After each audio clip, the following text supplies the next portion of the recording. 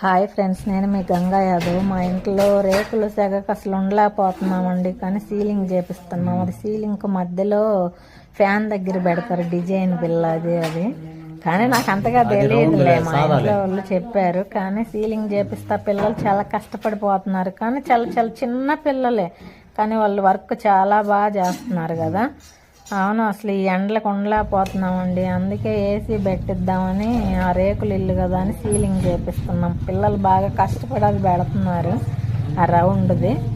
కానీ అదిగో చూడండి, ఈ చిన్న పిల్లోడు అసలు చాలా యాక్టివ్గా పనిచేస్తున్నాడు. అక్క ఇంతేనా, కరెక్టేనా అని నన్ను అడిగారు. అలాగే తమ్ముడు, బాగుంది, మీరు చాలా బాగా పనిచేస్తున్నారు అని చెప్పాను.